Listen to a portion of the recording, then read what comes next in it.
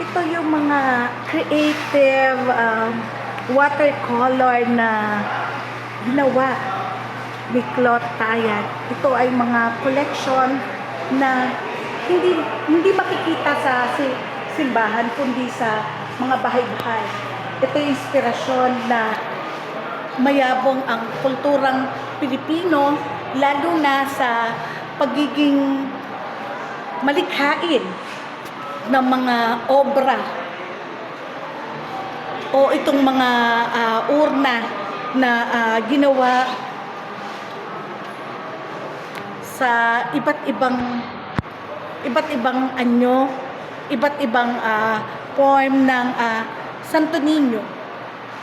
Yan, makikita natin na itong mga koleksyong ito ay hindi lang makikita kung saan kundi bahagi ng kasaysayang Pilipino sa bahay-bahay ng mga tao, mga panahon na sa pangunguna, itong collection ko ay pangunguna ni Claude Tayag, Francis Ong, Jason Maceo, June Fulgencio, Anthony Agustin, and Oliver Obusan, na ito ngayon na itong Santo Niño na bilang sa kulturang bahagi sa puso ng Pilipino ay nasusubaybayan natin dito sa NCCA. Kabilang sa sinagawang formal na pagbubukas ay ang makikita natin ang iba't ibang ang mga koleksyon, at ito nga sa pangunguna ng NCCA. Nandito din si Director Jeremy Bars, at yan yung mga oportunidad na makita natin itong mga iba't ibang koleksyon mula sa iba't ibang bahagi ng Pilipinas na nag-uugnay sa kasaysayan ng pananampalataya ng maraming mga Pilipino.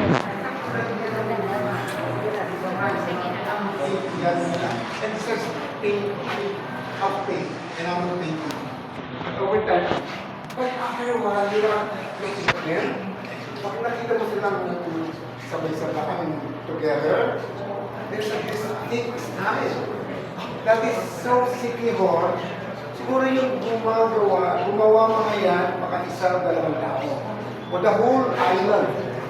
And they're like, they did not even try, they're not even exposed to the Bohol style. Sasalita ngayon ay ang kolektor na si Claude Tayag. Whatever resources they have in their environment, their surrounding.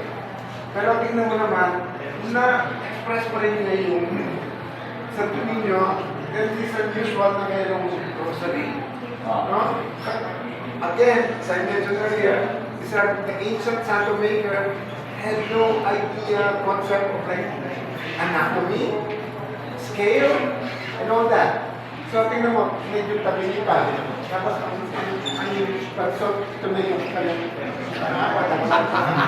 so, proportionately, then that's where the charm of force is. So, ang dami kong ganyan na talagang yung from City Hall, they have their own category. Hindi kasang ganda ng mga to,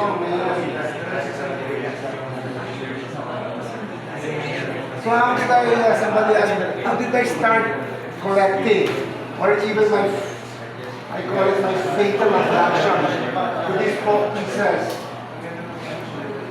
So in 1978, I went to Iloilo and stayed with my aunt, Dr. Alicia Tayag Saldana. 1978, I was 22 years old, preparing for my first one-man exhibition at ABC Galleries owned by the late Larry Cruz at the yung mall sa Hero Manila.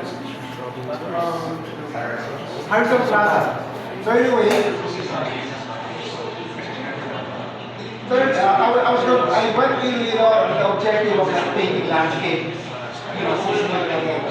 but then it was rainy season, and I stayed at home while my aunt was working at the hospital. from 9 to 5, 8 to 5 hours siya. So the whole time,